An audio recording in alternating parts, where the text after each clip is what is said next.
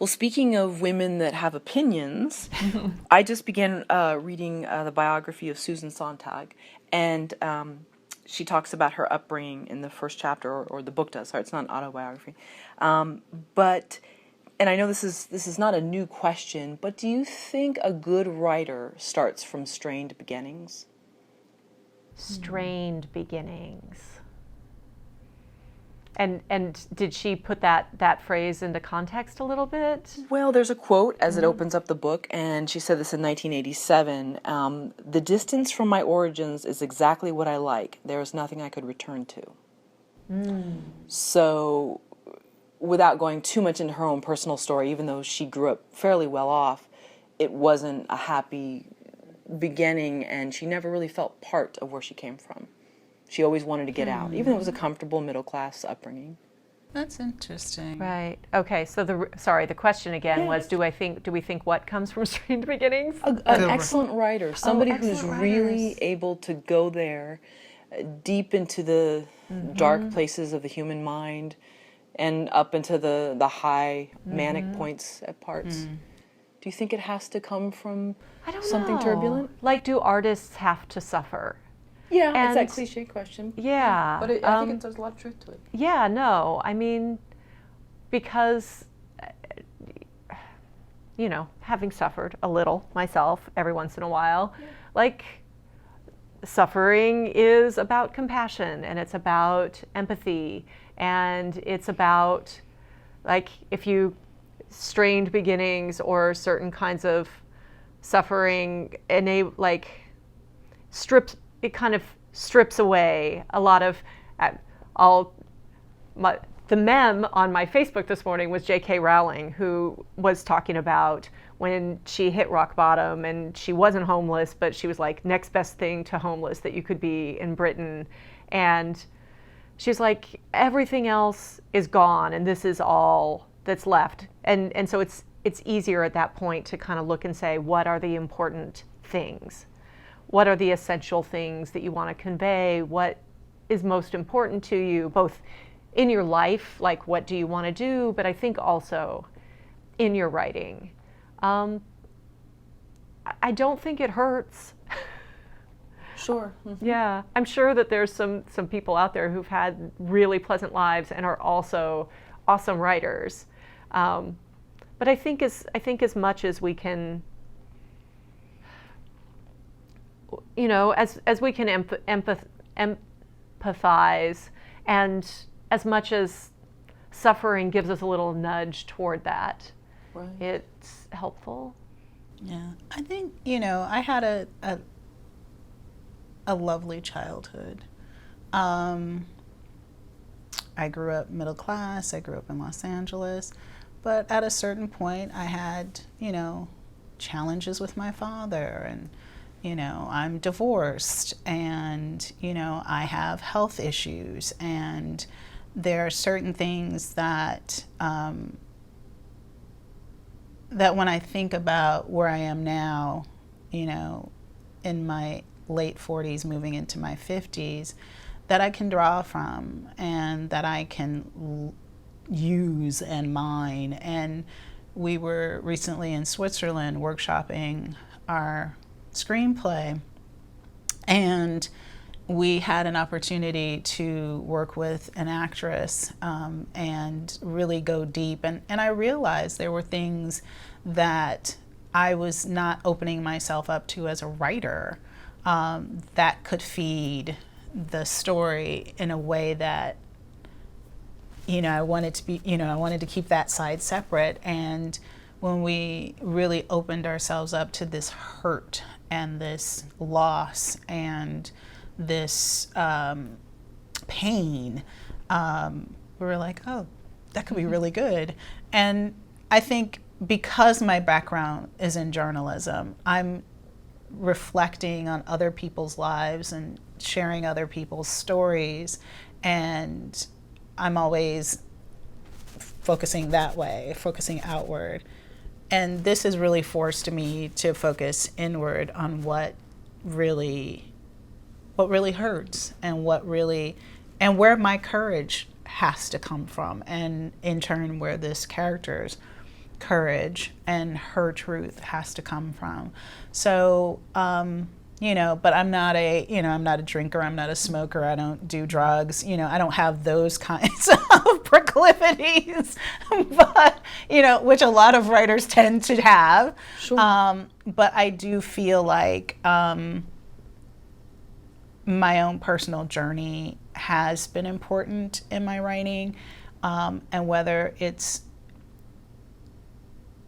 as difficult as someone else's, maybe not, but it had its own share of challenges, and so I use that for what I need for this. Excellent. Yeah, we hear a lot about people that have a glass of wine or something else stronger than coffee, you know. What do you think about that? Because I think for some people, and they say all great rock songs have been written with, you know, and there's I think two schools of thought, but then you also hear the stories about, you know, Stephen King, and On Writing, he talks about how his career got to a certain point and he was using and he had to stop. You know? Yeah, you know, it's actually funny because when I first started working on this project, a girlfriend of mine who's a writer, she's like, you need to get out of yourself, drink a glass of wine, and, you know, 2 glasses, drink the whole bottle. And I thought, I don't even know how to start with that. But, you know, I get wine for gifts because I'm not a drinker, and so I don't even know what I really would like. And I did. I drank like almost a bottle of wine, and I went to sleep. Oh, no. So it didn't serve me, you know, like I got really energetic and cleaned the house, and then at a certain point it didn't, because her thing was that it relaxes you, it allows you to let go. But I find when I do my early morning writing, you know, or late night writing at 3 and 4 a.m., that gives me, that feeds me as much as any other stimulant or depressant or anything else. So I just try to go inside myself, and I think because I free write, it allows me to not criticize myself, because my free writing is just my thoughts and how I'm feeling and things like that. When I go to the computer, that's when the rubber meets the road. This has to be perfect. This has to be good.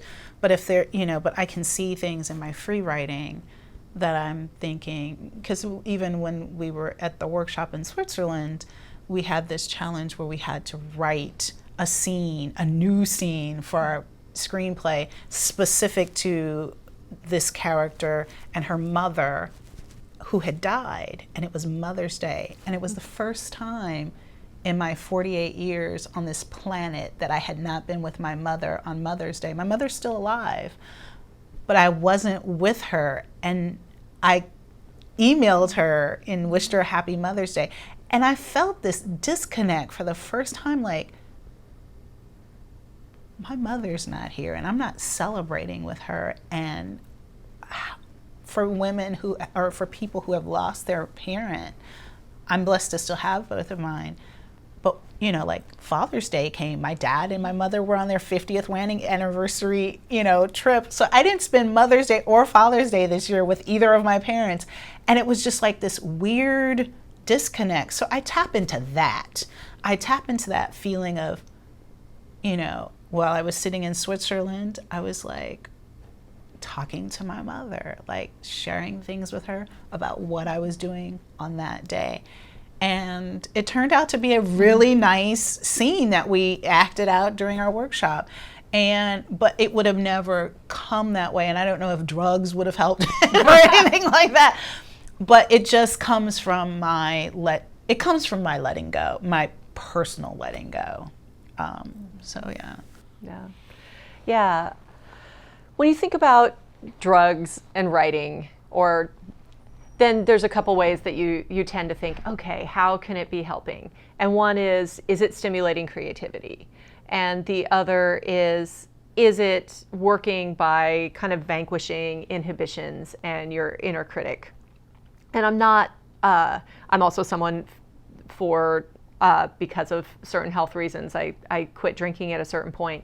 And so I don't really indulge. I also had a roommate back in the day, and I mean, he always wrote his songs smoking pot. They were pretty good songs. Would they have been better songs? I don't know. But so anyway, inhibition or creativity. So if we assume that your creativity is there and the only thing that's blocking it is your inhibitions, then I think it's about having a practice of being able to kind of dive into that place. And actors have to do it. I recently took an improv class. I think every time I do something like that, every time I do things that kind of combat my natural inhibitions, that's good for me. Mm. And I feel like I'm not bad at it on the page, but then I go out into the world and and I see people who are great at it, at really like tossing things off. And the improv class was great. It was a Spolin workshop. So not like Second City, I'm being funny, but more like I'm being present, I'm being in the moment, I'm imagining myself fully in this place, and I'm reacting in real time. And that for me is often, the reacting in real time is not a strong suit of mine. I'm a delayed reactor.